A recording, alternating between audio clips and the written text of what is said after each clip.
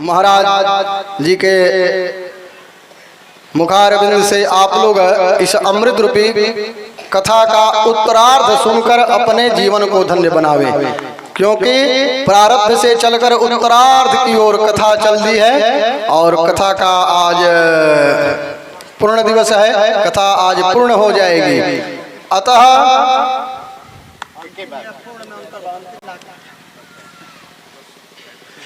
तो इस पूर्ण वेला में आकर आप इस कथा को अपने हृदयांग कहीं कहीं मिलते हैं, क्योंकि माँ के भक्ति के ऊपर जो तल्लीन हो जाए उसके सामने कुछ दिखाई न दे, कौन बैठा है कौन न बैठा है, माँ के अलावा पूरा संसार उसे माँ ही दिखाई दे, मातृत्व रूप ही दिखाई दे। ऐसा संत ऐसा विचार कहीं कहीं देखने को मिलता है। अतः हम लोगों का परम सौभाग्य है कि ऐसे रसिक संत हमारे गांव पर आकर हम लोगों को कृतार्थ कर रहे हैं। जोरदार तालियों के साथ ऐसे महाराज जी का स्वागत किया जाए। प्रेम से बोलिए सत्या बाबा महाराज की जय। कर्पूर गौरम करुणावतारम संसार सारम भुजगेंद्रहारम सदा वसंतम हृदय।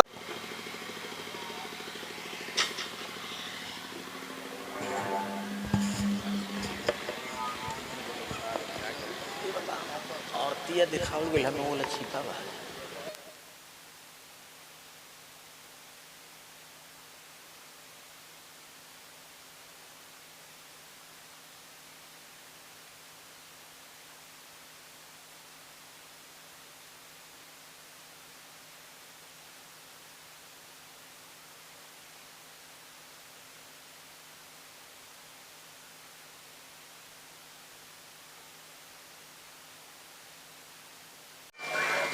आज का दिन बहुत महत्वपूर्ण है। नवम दिवस, जिन्होंने 9 दिन तक कहाँ लेके जाएगी, मेरी मालकिन तो वही है।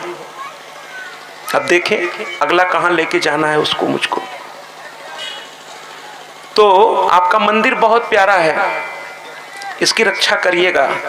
हर में, वैष्णो देवी में, विंध्याचल में पुजारी माँ को सजा देता है, दूर से कहता प्रणाम करिए। विंध्याचल में तो अगर आप पुष्प भी फेंकेंगे तो वहां के जो पुजारी हैं आपको डांट देंगे, क्यों फेंका उधर।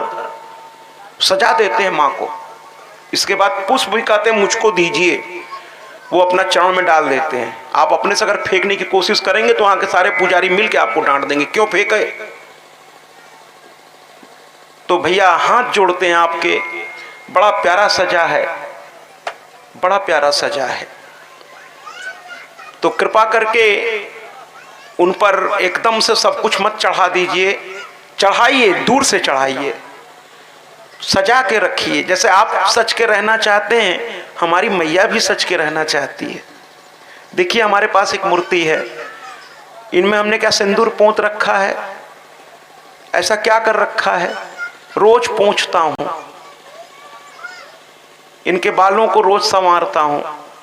अरे मैं तो कुछ खास कर ही नहीं पाता, और भक्त तो न जाने क्या क्या इनके लिए करते होंगे, मैं क्या कर पाऊंगा इनके लिए। तो कुल मिलाकर के आप लोगों से हाथ जोड़ के विनती है कि अब इस मंदिर को बनाए रखिए, इसको और सजाइए और ऊपर ले जाइए। ये आपके ग्राम की देवी हैं काली देवी, इनको सजाइए और 7 पिंड रूप में विराजमान है संभवतः। बहुत प्यारा है। नवम दिवस की ये कथा, मां को संपूर्ण स्वरूप को तो ब्रह्मा विष्णु महेश भी नहीं जान सके। आज मां काली के स्वरूप को मैंने निहारा, बहुत प्यारा है। क्योंकि आप लोगों ने इतनी साधना करके मां की प्राण प्रतिष्ठा की है, बहुत प्यारा है, दिव्य स्वरूप है मैया का। लेकिन कल जो मैंने कहा था ध्यान रखिएगा। देखिए अभी कथा शुरू भी नहीं हुई, इसलिए कह रहा हूं कि कल जो मैंने कहा था दिन भर उनको नहलाइएगा नहीं, इतना इतना सिंदूर मत लगाइए। बहुत ज्यादा सिंदूर लगा रहे हैं आप लोग, थोड़ा सा प्रतीकात्मक लगाया जाता है, भर मुट्ठी लेके थोड़ी लगाया जाता है। प्रतीकात्मक हल्का सा, मैया है वो, हल्का सा लगाइए। हाथ में ढेर सारा लेंगे, आप सिंदूर लगाती होंगी ढेर सारा, इसलिए मैं देखिए कथा मतलब प्रणाम भी मैंने नहीं किया है, क्योंकि ये मंदिर आप लोगों ने बड़ी अच्छी बनवाई है। सिंदूर इत्यादि थोड़ा हिसाब से लगाइएगा। माँ को ये समझ लीजिएगा कि ये पत्थर नहीं है, ये पत्थर नहीं है, ये पिंडी तो है। हो सकता हो जिसमें चांदी का आप लोग लगवा दें, सोने की आंखें लगवा दें, या और भी अच्छे अच्छे आप लगा दें आगे चल के, लेकिन उसकी रक्षा भी करनी होगी। सिंदूर में केमिकल मिला होता है, सिंदूर में जो ओरिजिनल सिंदूर होता है उसमें पारा भी मिला होता है, और ये धातु की बनी है। पारा वाला सिंदूर अगर आप लगाएंगे कुछ ही दिन में वहां गड्ढे होने लगेंगे। तो हाथ जोड़ता हूं आप लोगों के, मेरी मैया को प्यार करिए लेकिन उनको सताइए नहीं।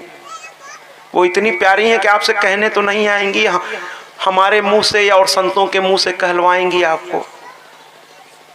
अगर कोई आपसे शिकायत न करे इसका मतलब ये नहीं कि उसे तकलीफ नहीं हो रही है। तो इतना इतना सिंदूर सोचिए, दिन भर में 1000 महिलाएं अगर उनका दर्शन की और आप लोगों ने 2-2 चुटकी सिंदूर उनको लगाया, तो सोचिए दिन भर में कितना सिंदूर लगेगा। कुछ दिनों में ही वो मूर्ति खराब होने लगेगी।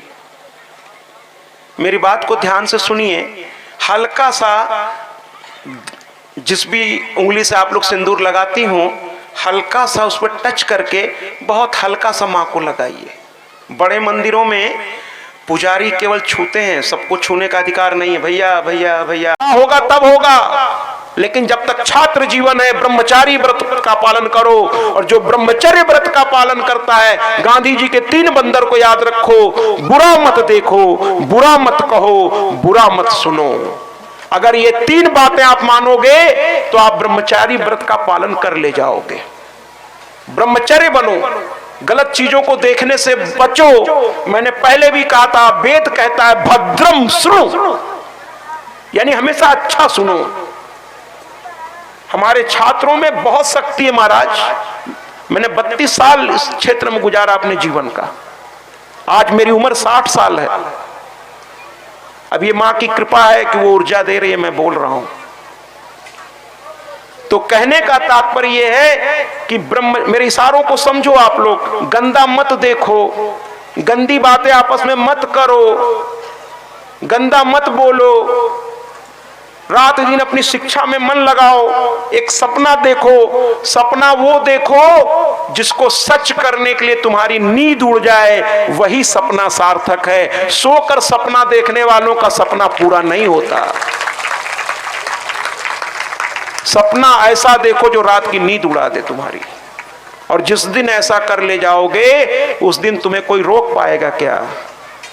ब्रह्मचर्य व्रत की ताकत कैसी है कि हनुमान जी का शरीर देखो कैसा था, कंचन बरन विराज सुबेसा, सोने की तरह उनका शरीर दमकता था महाराज। कंचन बरन, शरीर सोने की तरह दमकता था। ये ब्रह्मचर्य व्रत की ताकत ही तो है। कुल मिलाकर शंखचूर्ण को ब्रह्मा जी ने आदेश दिया और शंखचूर्ण सीधे आया तुलसी के पास और कहने लगा तुमसे विवाह करूंगा। तुलसी ने कहा ठीक है, क्योंकि ब्रह्मा जी उनको भी समझा गए थे कि शंखचूर्ण आएगा, विवाह कर लेना। फिर दोनों का विवाह हो गया, पति पत्नी ने घर गृहस्थी बसा ली। उसके बाद जब जब शंखचूर्ण युद्ध, राजा लोग युद्ध करके अपनी राज्य शासन को और बढ़ाते थे जिससे उनकी तरक्की होती थी, तो गलत लोगों को वो समाप्त करके अपने राज्य का विस्तार करता था। और जब जब युद्ध पर वो निकलता था तो दोनों पति पत्नी एक दूसरे को पत्नी पति को हिम्मत देती थी। देखिए, मैं माताओं से कह रहा हूं कि आपके पति जब कोई बड़ा काम करने का ठान लें तो उनका पैर मत खींचिए। कुछ लोग संत को अपने यहाँ बुलाना चाहते हैं या संत की सेवा, तो कुछ माताएं कहती हैं अरे का करवा बुला के बनाई के खियाई।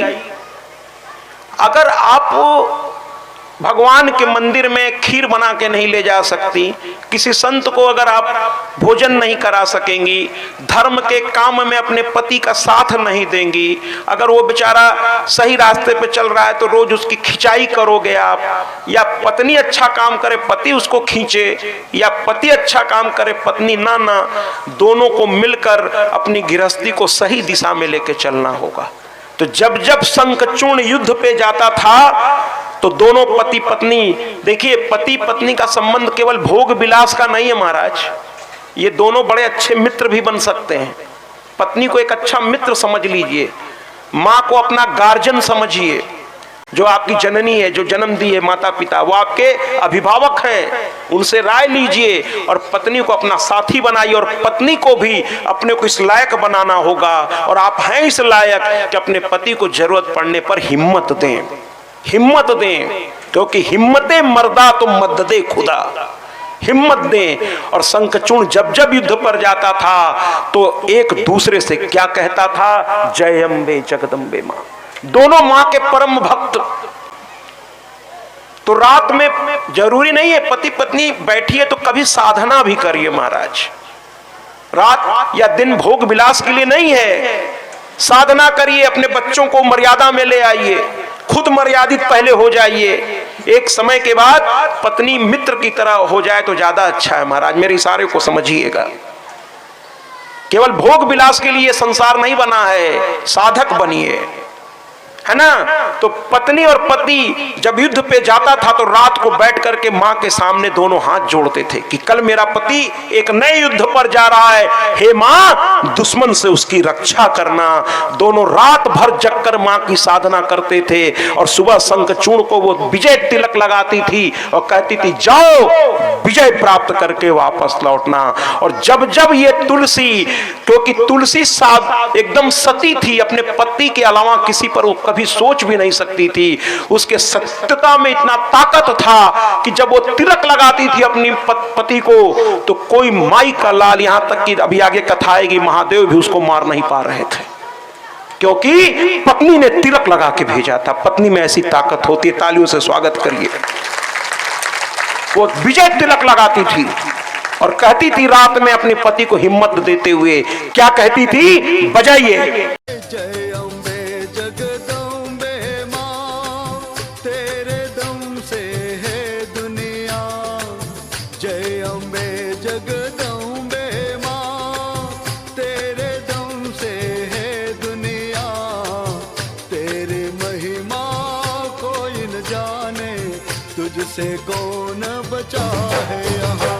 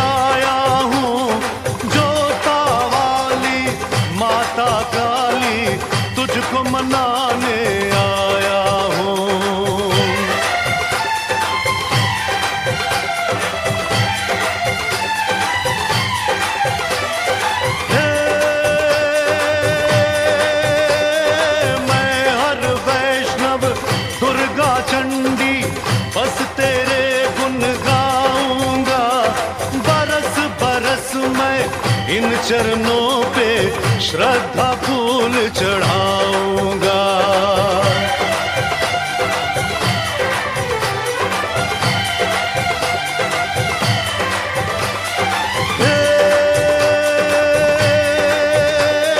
रुक जाएगा दर पे तेरे, गर तूफान भी आएगा, मेरे सर पे हाथ है तेरा, मुझको कौन मिटाएगा।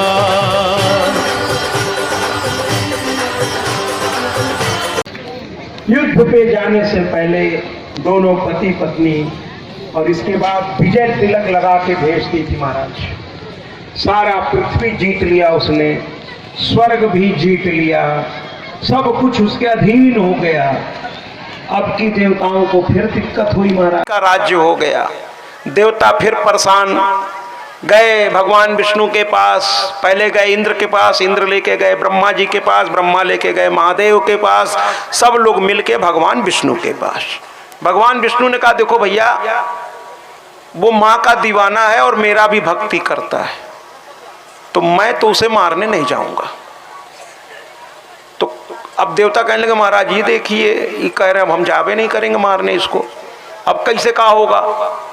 तो कहें ऐसा है, महादेव कब की बार ले जाओ। महादेव ने कहा ठीक है, मैं भी कैसे मारूं उसको, माँ का भक्त है, आपका भी भक्त है, और भक्त को तो भगवान रक्षा करता है, मारे कैसे। तो कहे महाराज भक्त तो है लेकिन दूसरों को सता रहा है, और भक्त ये काम नहीं करता। जो भक्त होता है वो सताता नहीं है किसी को, कहें वो सता रहा है दूसरों को। अंत में महादेव ने कहा चलो चलता हूं। भगवान विष्णु ने कहा देखो ऐसे नहीं मारा जाएगा, माँ का भक्त है, माँ के भक्त पे हाथ उठाना और लगाना बड़े दूर की बात है, लेकिन हाँ ये गलत काम कर रहा है, ये राक्षस है, इसलिए इसमें थोड़ी राक्षसी वृत्ति आ गई है, तो भक्त के साथ साथ राक्षस वाला काम भी ये कर रहा है, इसलिए इसको मरना तो पड़ेगा, क्योंकि ये राक्षस है। और गलत आदमी ज्यादा दिन तक रह नहीं पाता, उसका विनाश होता ही होता है, चाहे कितना भी पूजा पाठ, कितना भी धर्म कर्म, लेकिन अगर आप रास्ता गलत चुने हुए हैं तो आज नहीं तो कल आपका विनाश हो जाएगा, विनाश हो जाएगा आपका। गलत रास्ते पे चलोगे तो विनाश ही होगा। इसीलिए तो पूर्वज कह गए विनाश काले विपरीत बुद्धि। मेरी बात को समझिए आप लोग थोड़ा सा, विनाश काले विपरीत बुद्धि।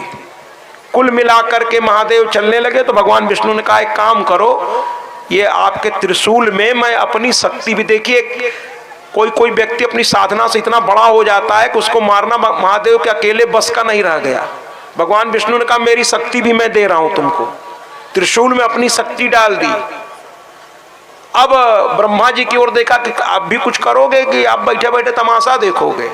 तो ब्रह्मा जी ने कहा भैया मैं क्या करूं, बस मैं तुमको सावधान कर रहा हूं। महादेव से कह रहे हैं ब्रह्मा जी सुन लीजिए, कहने लगे सावधान कर रहा हूं। कह क्या, कह उसकी पत्नी जब तक अपना सतीत्व नहीं त्यागेगी, सुन लीजिए माताओं, तब तक आप क्या, कोई नहीं मार पाएगा उसको। तीनों लोग हम लोग चले चले तब वो नहीं मार पाएंगे। माँ के भक्त है वो, और ऊपर से उसकी पत्नी तो माँ की ऐसी भक्त है कि उसका तेज अपने पति की रक्षा करता है। तो कहे फिर कैसे मरेगा, राक्षस है मरना पड़ेगा, नहीं तो ये तो अनेत कर देगा।